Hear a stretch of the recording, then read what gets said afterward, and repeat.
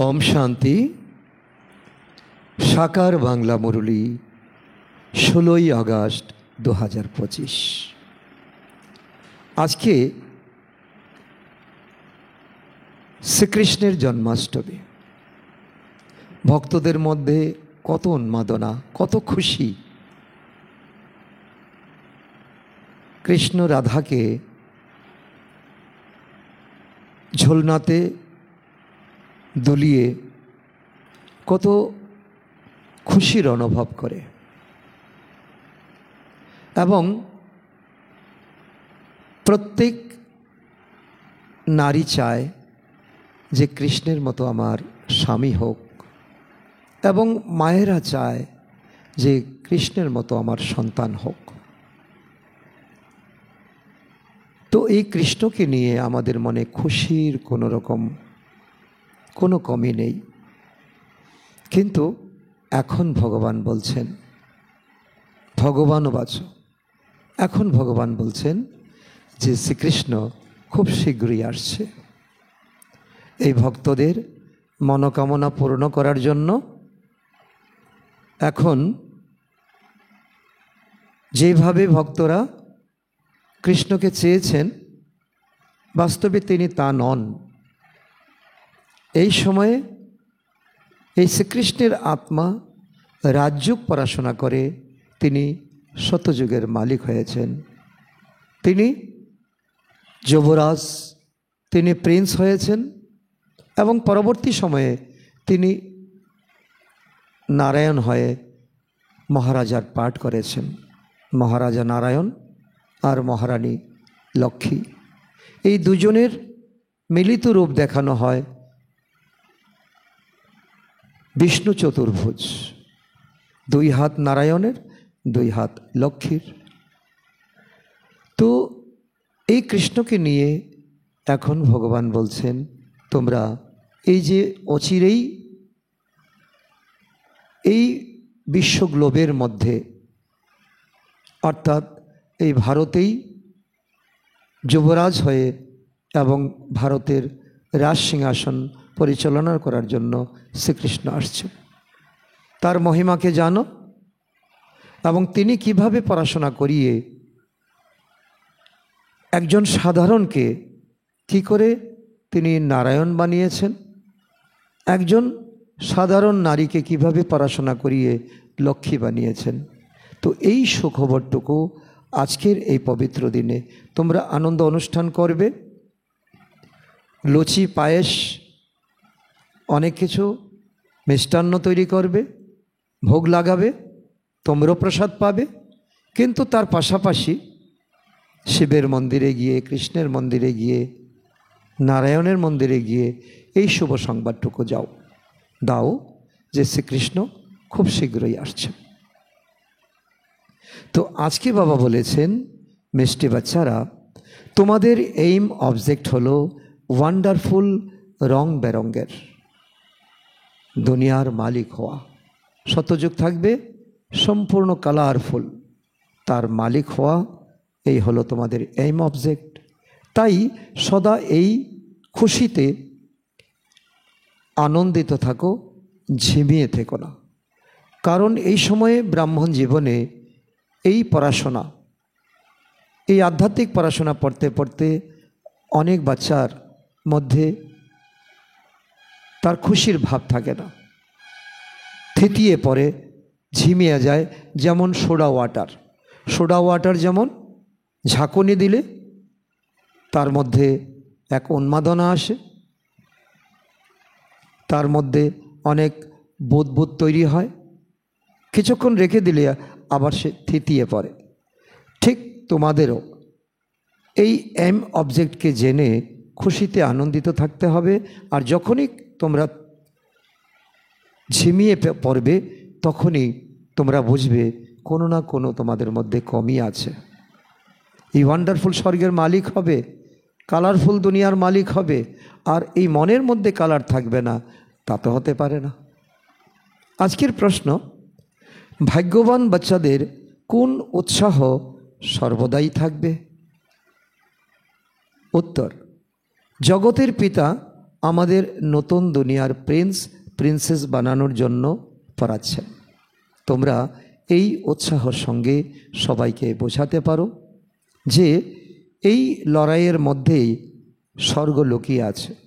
এই লড়াইয়ের পর স্বর্গের দ্বার খুলে যাবে।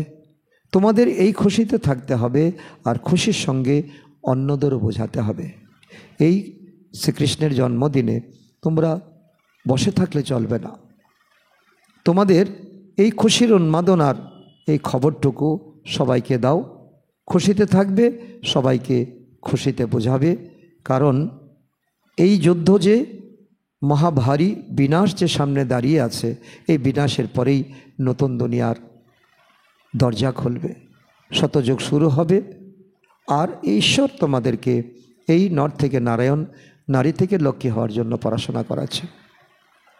আজকের গীত হলো দুনিয়া রং বেরঙ্গের বাবা। তো এই অবজেক্টকে জেনে এই আজকের দিনে শ্রীকৃষ্ণ জন্মাষ্টমীর দিনে এই ওয়ান্ডারফুল এইম অবজেক্টকে জেনে তার মালিক হওয়ার জন্য আমাদের সর্বদা খুশিতে থাকতে হবে, সর্বদা উৎসাহে থাকতে হবে, অন্যদের বোঝাতে হবে। কারণ আমরা কোনো সাধারণ পড়াশোনা করছি না, নতুন দুনিয়ার প্রিন্স প্রিন্সেস হওয়ার জন্য। আর এই সামনে যে লড়াই আসছে, এই লড়াই পরেই তো শ্রীকৃষ্ণপুরী, বিষ্ণুপুরী, কৃষ্ণপুরী অর্থাৎ নতুন দুনিয়ার দ্বার খুলছে। তো এই কত বড় এক, সব মিলিয়ে কত বড় এক খুশির খবর। এই খুশির খবর নিয়ে সবার কাছে যেতে হবে। ওম শান্তি। এই কথা কারা বাবাকে বলছে যে এই দুনিয়া রং বেরঙ্গের? তো এখন এর অর্থ দ্বিতীয় কেউ বুঝতে পারে না। বাবা বুঝিয়েছেন যে এই খেলা হলো রং বেরঙ্গের। কোনো বায়োস্কোপ ইত্যাদি হলে অনেক রং বেরঙ্গের সিনারি হয়তো, তাই না? এখন অসীম জগতের এই দুনিয়াকে কেউ জানে না। এই কলিযুগের অন্তিম সময় পর্যন্ত আমরা কত দুনিয়াতে, কত জায়গায় আমরা ঘুরতে যাই। আমরা শীতের সময় গরমের জায়গাতে যাই, গরমের সময় ঠান্ডার জায়গাতে যাই, কাশ্মীরে যাই, বাইরের অনেক দেশ বিদেশে আমরা ঘুরতে যাই। এখনও কলিযুগের অন্তিম সময়ে এত সৌন্দর্য বিরাজমান, তো সত্যযুগের শুরুতে কেমন ছিল কেউ জানে না। তোমাদের মধ্যেও পুরুষার্থের নম্বর অনুসারে সম্পূর্ণ বিশ্বের আদি, মধ্য এবং অন্তের জ্ঞান আছে। তোমরা বুঝতে পারো যে স্বর্গ কত রং বেরঙ্গের, কত সুন্দর, কত অতীব শোভা তার। ফল সবজি কত রং বেরঙ্গের হবে। এখনই কত রং বেরঙ্গের, আর তখন কতই না রং বেরঙ্গের হবে।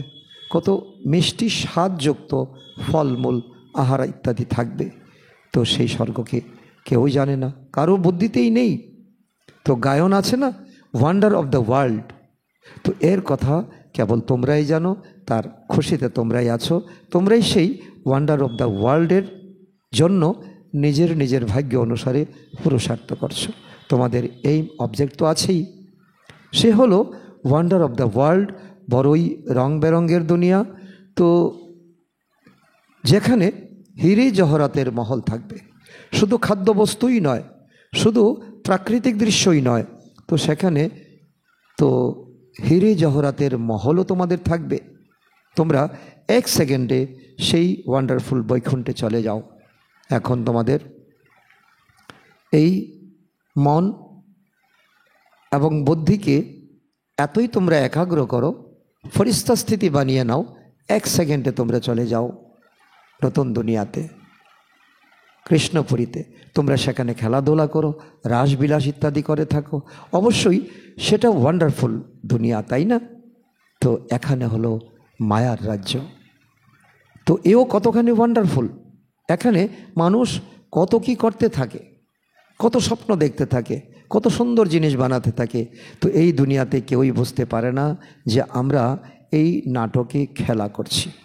নাটক যদি বুঝতে পারো, তাহলে সেই নাটকের আদি, মধ্য এবং অন্তের জ্ঞানও থাকবে। বাচ্চারা, তোমরাও জানো যে বাবা কত সাধারণ। মায়া তোমাদের একেবারে ভুলিয়ে দেয়। মায়া তোমাদের নাক পাকড়ে ফেলে আর সব ভুলিয়ে দেয়। এখনই স্মরণ আছে, খুব আনন্দে আছে, ওহো আমরা স্বর্গ দুনিয়া যাওয়ার জন্য এখন পুরুষার্থ করছি, ভগবানের কাছে পড়াশোনা করছি, আমরা সেই ওয়ান্ডার অফ দ্য ওয়ার্ল্ড স্বর্গের মালিক হচ্ছি, আবার ভুলেও যায়, তখনই ঝিমিয়ে যায়। এটাই হলো মায়া। তো এমন ঝিমিয়ে যায় যে ভিল অর্থাৎ গরিবরাও এমন ঝিমিয়ে যায় না। তাদেরও পুরুষার্থ অনেক উচ্চ লেভেলের থাকে, তাদের খুশি অনেক ঊর্ধ্ব লেভেলের থাকে। তখন তো এইটুকু বুঝতে পারে না যে আমরা স্বর্গে যাব। এই কথাটাও যদি এখন পুরুষার্থীদের মধ্যে থাকতো, তাহলে তার মধ্যে ঝিমানোই আসতো না, সর্বদা খুশি খুশিতে থাকতো।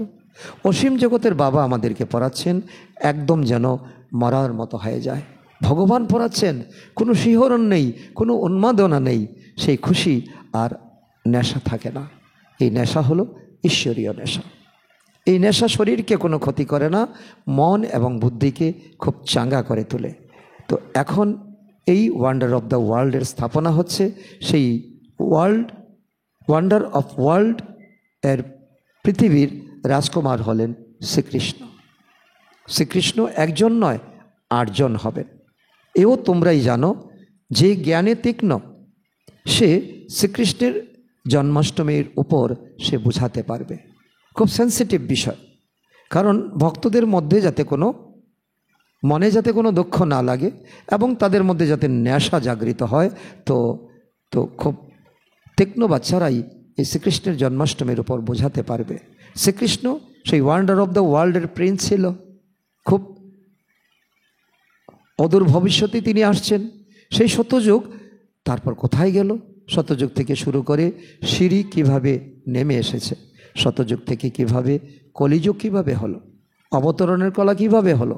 বাচ্চারা, তোমাদের বুদ্ধিতে এই কথা অবশ্যই আসবে।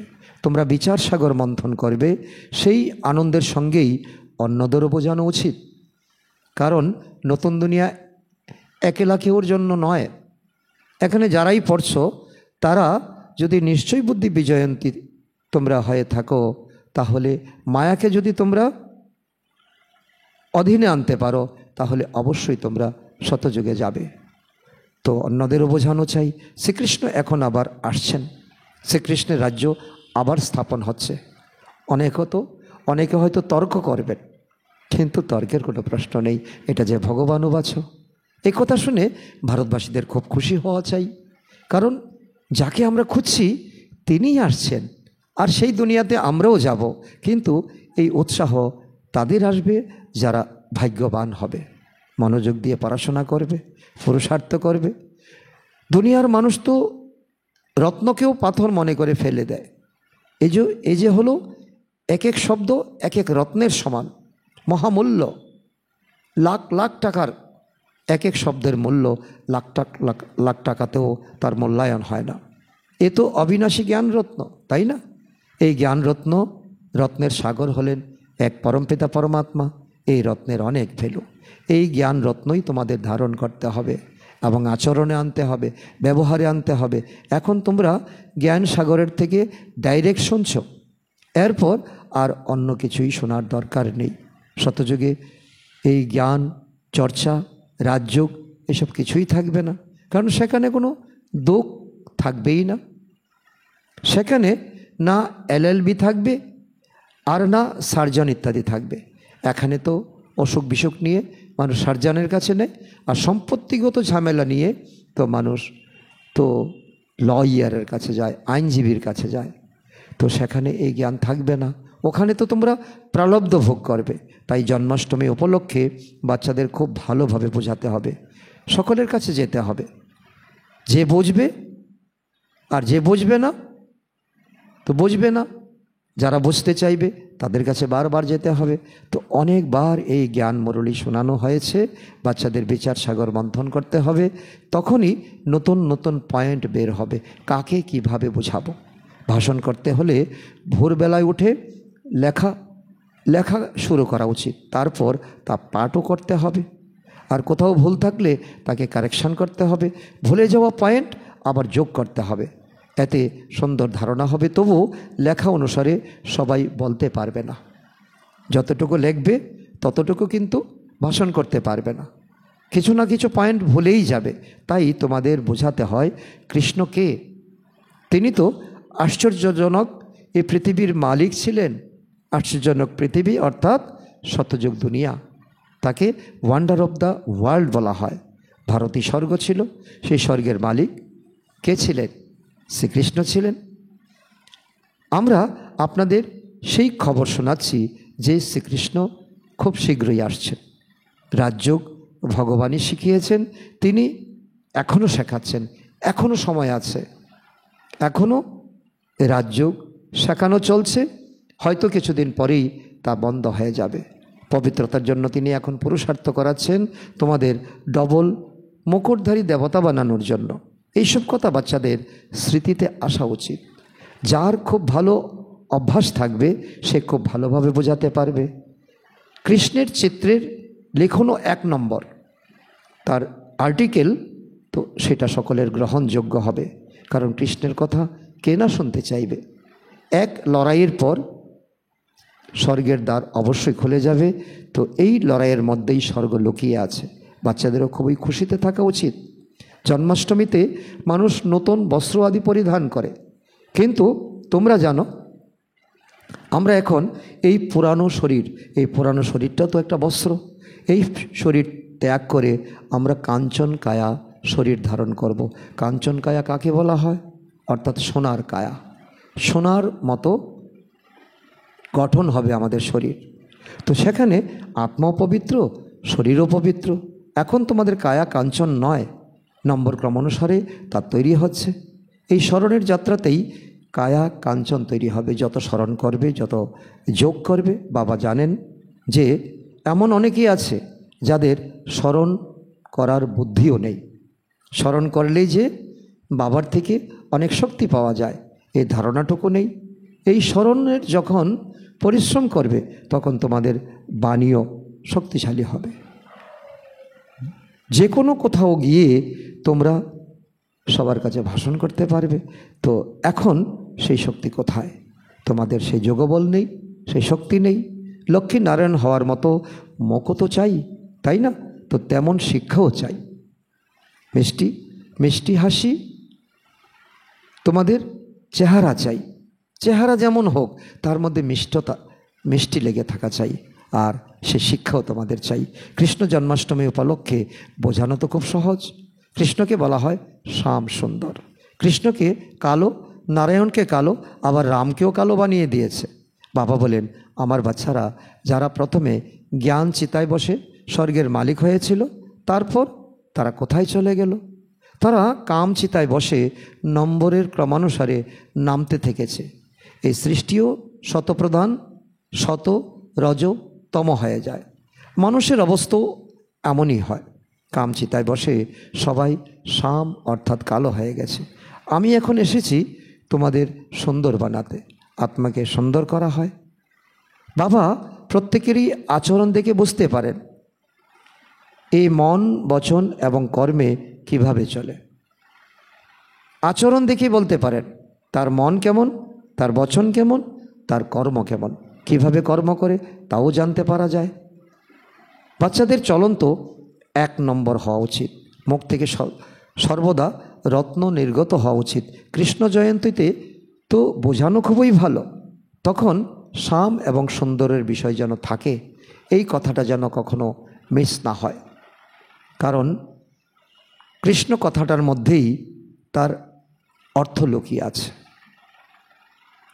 কৃষ্ণকেও কালো, তারপর নারায়ণ এবং রাধাকেও কেন কালো বানানো হয়? শিবলিঙ্গকেও কালো পাথর দিয়ে বানানো হয়।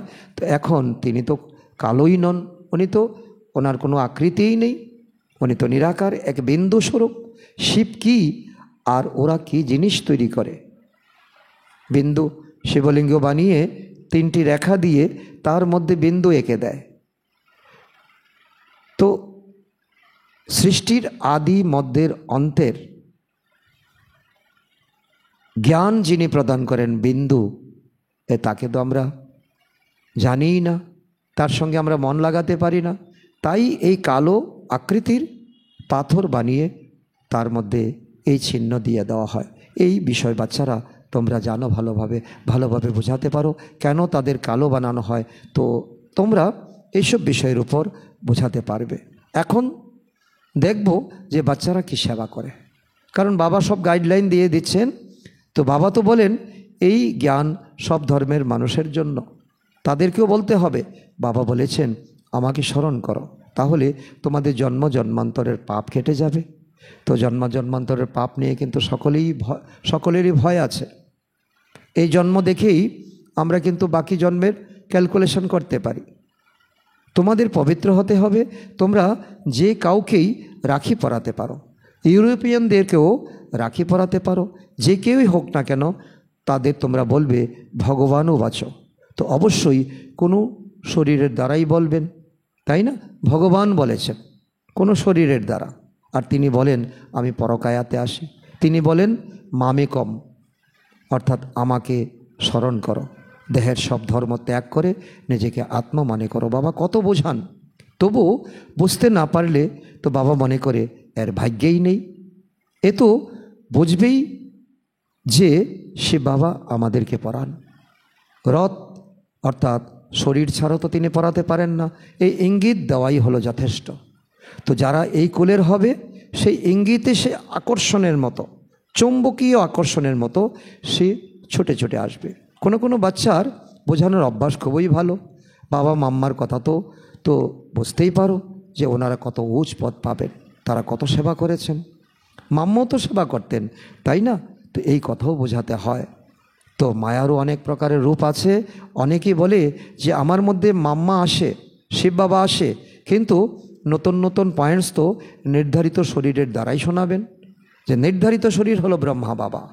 আর যারা বলেন এটা হলো বুজরুকি, মিয়া মিট্টু ভাব, তো সে তো নতুন নতুন পয়েন্ট তো নির্ধারিত শরীর দ্বারা বোঝাবেন, নাকি অন্য কারোর দ্বারা শোনাবেন? এ তো হতেই পারে না। ড্রামাতে এক শরীরই লিপিবদ্ধ আছে, ব্রহ্মার শরীর। এমনিতে তো বাচ্চারা নিজেদেরও অনেক প্রকারের পয়েন্ট শোনায়, ম্যাগাজিনে কত কথা লেখা হয়। এমন নয় যে মাম্মা বাবা তাদের মধ্যে আসেন তারা লেখান, তা নয়। বাবা তো এখানে প্রত্যক্ষভাবে আসেন ব্রহ্মার শরীরে। তাই তো তোমরা এখানে শোনার জন্য আসো মধুবনে। তো বাবা মাম্মা যদি অন্য কারোর মধ্যে আসতেন তাহলে সেখানে বসেই তাদের কাছেই পড়তে। কেন আমরা মধুবন ছুটে যাই? তা নয়, এখানে আসার জন্যই সবাই চেষ্টা করে। মধুবনে বাবার সেই পুণ্যভূমি, বাবার যোগ, বাবা সেখানে বসে যোগ করেছেন, তপভূমি, তপস্যার ভূমি। দূরে যারা থাকে তারা আরও চেষ্টা বেশি করে কবে বাবার সঙ্গে গিয়ে মিলিত হব। বাচ্চারা তোমরা তাই জন্মাষ্টমী উপলক্ষে তাদের সেবা করতে পারো। কৃষ্ণের জন্ম কবে হয়েছে এ তো কেউ জানে না। তোমাদের ঝুলি এখন ভর্তি হচ্ছে, তাই তোমাদের খুশিতে থাকা উচিত। কিন্তু বাবা দেখেন যে কারোর মধ্যে খুশি একদমই নেই। শ্রীমতে না চলার জন্য যেন প্রতিজ্ঞা করেই বসে আছে যে শ্রীমতে চলব না, আমি থিতিয়ে যাব, আমি তো স্থিমিত হয়ে যাব। সেবাপরায়ণ বাচ্চাদের তো কেবল সেবার নেশাই লেগে থাকবে। তারা মনে করে তো বাবার সেবা যদি না করি, তো কাউকে যদি পথ না দেখাই, তাহলে তো আমরা অন্ধই রয়ে গেলাম। আমরা নিজেই জানলাম, কৃপণ হয়ে গেলাম, অন্য কাউকে বোঝালাম না। এ তো বোঝার মতো কথা। বেজ যে তোমরা পড়ো, বেজের মধ্যেও কৃষ্ণের চিত্র থাকবে, তোমরা এর উপর বোঝাতে পারো।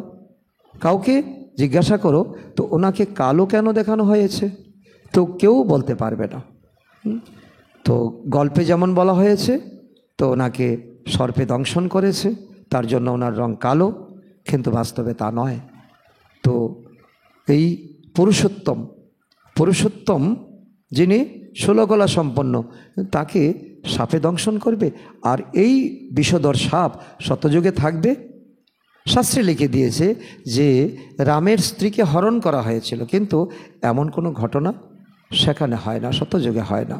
তোমরা ভারতবাসীরাই পরিস্থানী ছিলে, এখন তোমরা কবরস্থান হয়ে গেছো। আবার জ্ঞানচিতায় বসে দৈবী গুণ ধারণ করে পরিস্থানী হও। এই সেবা তো বাচ্চাদের করতেই হবে, সবাইকে খবর দিতে হবে। এতে বৃহৎ বৃদ্ধির প্রয়োজন। এমন নেশা থাকা উচিত যে আমাদের ভগবান পরাণ, আমরা ভগবানের সঙ্গে থাকি, ভগবান আমাদের সাথী, আমরা ভগবানের সন্তানও, আবার তার কাছে আমরা পড়াশোনাও করি। তিনি আমাদের পিতা, তিনি আমাদের শিক্ষক। বোর্ডিংয়ে থাকলে বাইরের সং লাগে না, এখানে তো স্কুল, তাই না?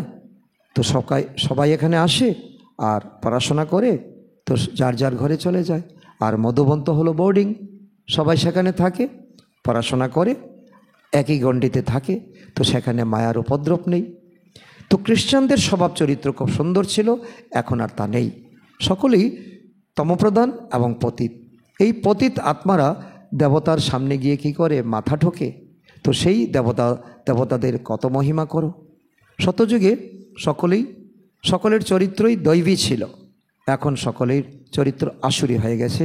তোমরা যদি এমনভাবে ভাষণ দাও তাহলে সকলেই শুনে খুশি হবে। আসলে তো প্রকৃত সত্য কথা।